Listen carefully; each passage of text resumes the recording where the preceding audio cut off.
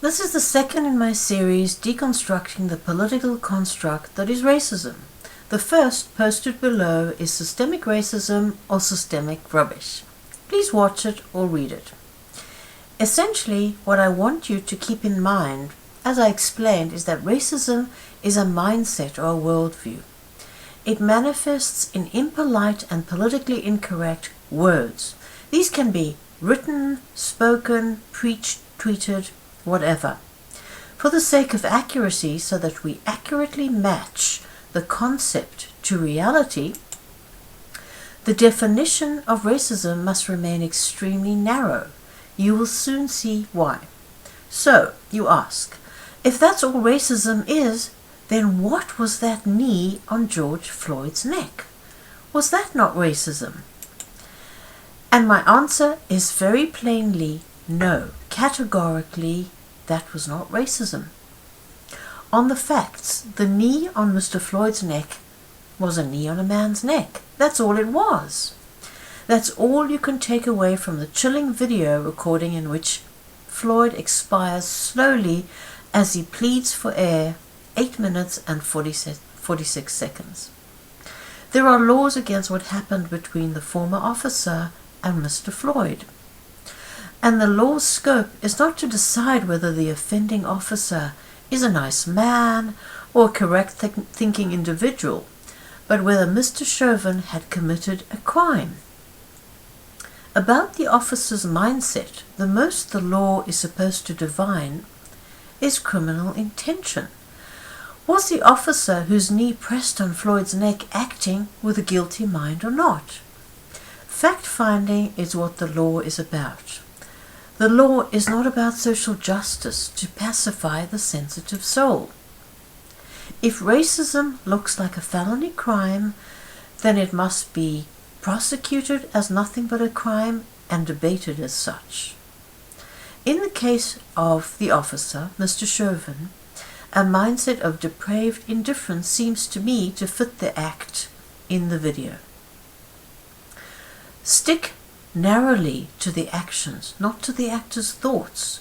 Those thoughts, after all, are known only to the perpetrator.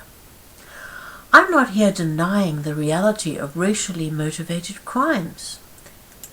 These most certainly occur.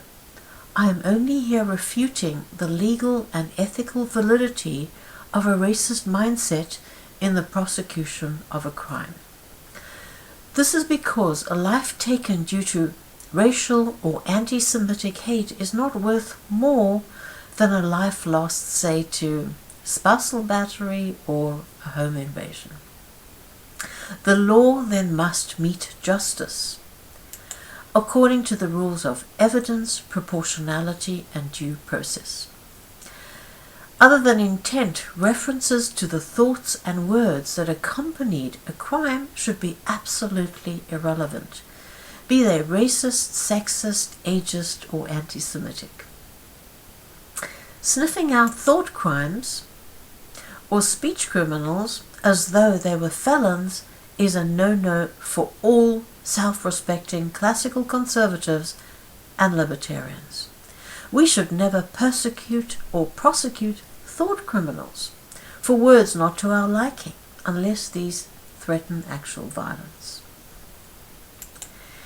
If those who think and speak the unthinkable don't act out in violence, it is the duty of civilized citizens in a free society to refrain from doxing, firing, cancelling, or hounding dissidents to death, and that has happened.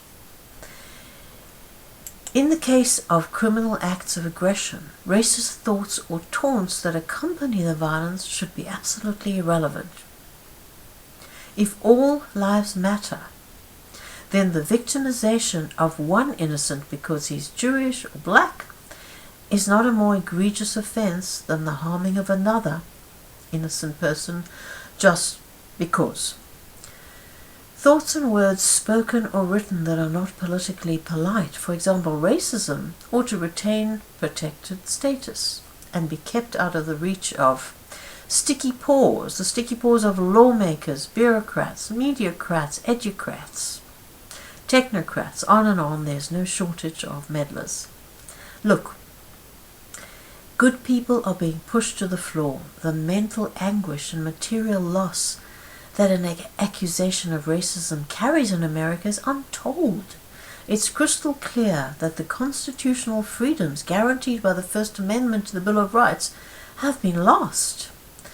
In the current climate, and considering the paranoid style of American politics, it's worth considering special protections for politically impolite racist speech. I said that. These should be offered by a loose association of employers in the private sector and across civil society. Fat chance, I know. So, as I've argued here, racism amounts to a thought crime. Thought crimes are the prerogative, the right of a free people.